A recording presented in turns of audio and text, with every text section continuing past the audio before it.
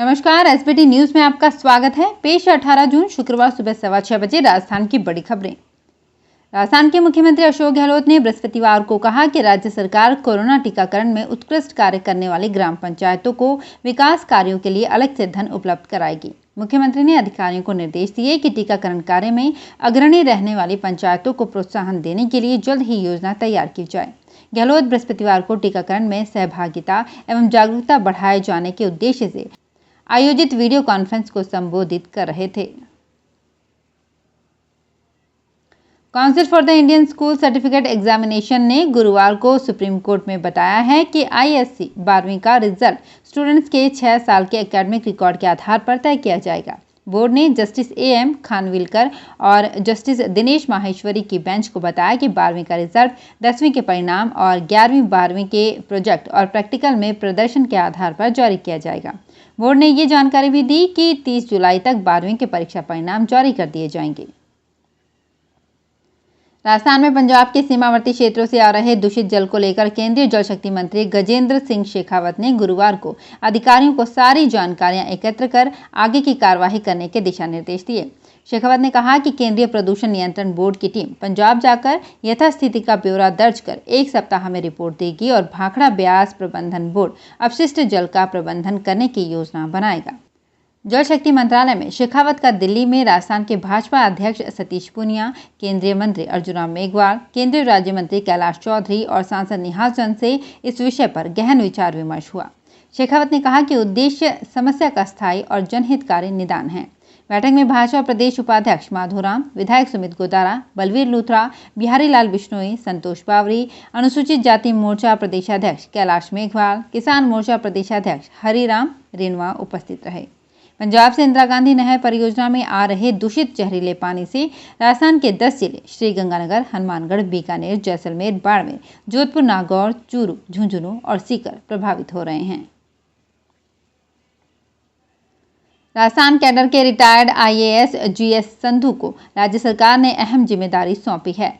सरकार ने गुरुवार को एक आदेश जारी कर संधू को नगरीय विकास एवं स्वायत्त शासन विभाग का सलाहकार नियुक्त किया है। वे अब अपनी सेवा यहां सलाहकार के रूप में देंगे। इसके बदले संधू को मात्र 1 रुपये मानदेय मिलेगा। हालांकि अन्य तमाम खर्चे व सुविधाएं सरकार वहन करेगी। संधू इससे पहले गहलोत सरकार के दूसरे कार्यकाल में लंबे समय तक नगरीय विकास विभाग के प्रमुख सचिव और अतिरिक्त मुख्य सचिव रहे थे। मानसून के राजस्थान, पंजाब के कुछ हिस्सों, हरियाणा और दिल्ली की तरफ बढ़ने के लिए स्थितियां अनुकूल नहीं हैं। ये जानकारी बृहस्पतिवार को भारत मौसम विज्ञान विभाग ने दी। इसने कहा कि बहरहाल गुजरात और उत्तर प्रदेश के कुछ हिस्सों में आगामी 2 से 3 दिनों में इसकी धीमी गति की प्रगति होगी। मानसून की उत्तरी सीमा दीव, सूरत, नंदरबार, भोपाल, नौगोंग, हमीरपुर, बाराबंकी, बरेली, सहारनपुर, अंबाला और अमृतसर से गुजर रही है।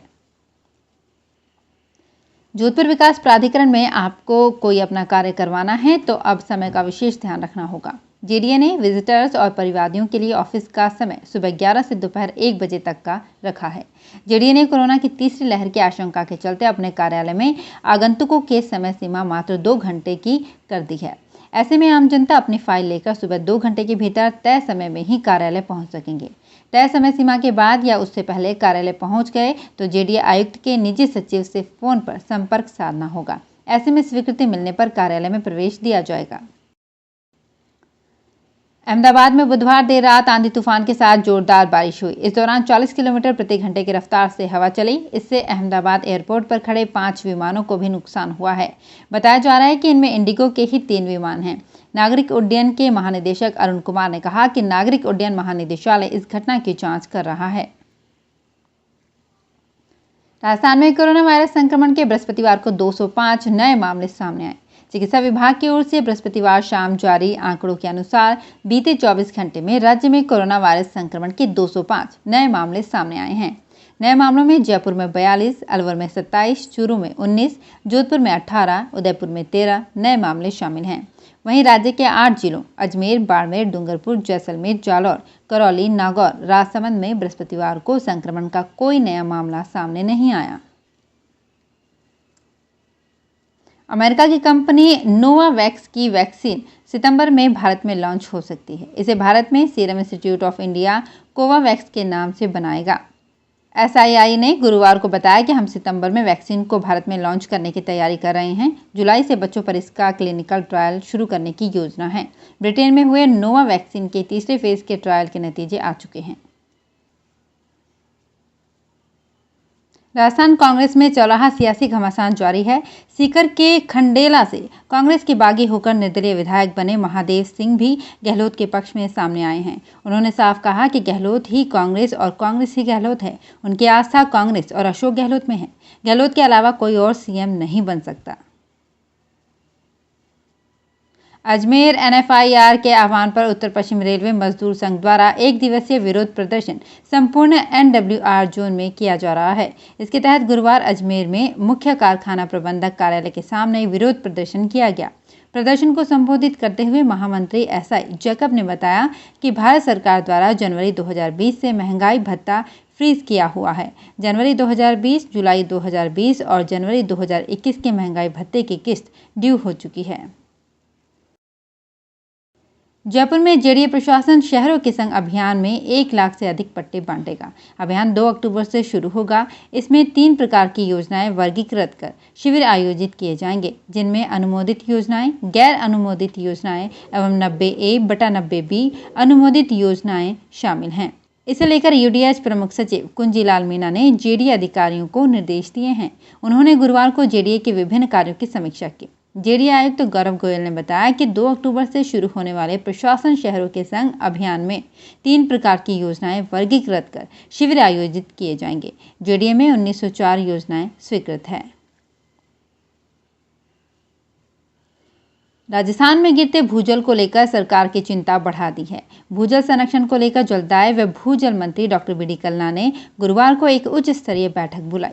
इसमें प्रदेश में जल संरक्षण के उपायों व भावी कार्य योजना पर मंथन किया गया। बैठक में 200 वर्ग मीटर के भूखंडों पर बनने वाले मकानों पर वाटर हार्वेस्टिंग स्ट्रक्चर की जरूरत जताई गई। इसके लिए नगरीय विकास विभाग के प्रमुख सचिव कुंजीलाल मीणा ने जल संरक्षण की पुष्टि से प्रदेश में बिल्डिंग बायलॉज में बदलाव के लिए विभाग के स्तर पर कार्यवाही करने की बात कही।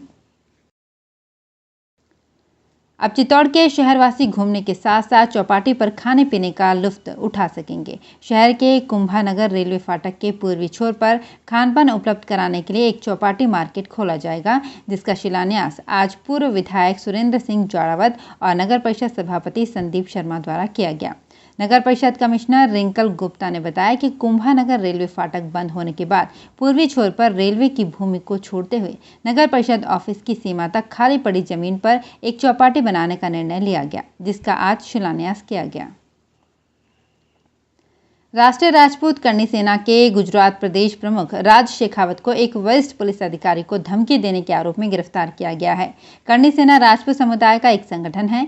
सुरेंद्रनगर के पुलिस अधीक्षक HP दोषी ने बताया कि सुरक्षा एजेंसी चलाने वाले शेखावत को बुधवार की शाम अहमदाबाद स्थित उनके कार्यालय से सुरेंद्रनगर पुलिस ने गिरफ्तार कर लिया। उन्होंने बताया कि इससे पहले उनके खिलाफ एक प्राथमिकी दर्ज की गई थी। तो फिलहाल इस बुलेटिन में इतना ही। फिर हाजिर होंगे कुछ और बड़ी खबरों के साथ। SBT न्यूज के और भी वीडियोस को देखने के लिए हमारे चैनल को सब्सक्राइब करें और नोटिफिकेशन पाने के लिए बेल आइकन को प्रेस करें।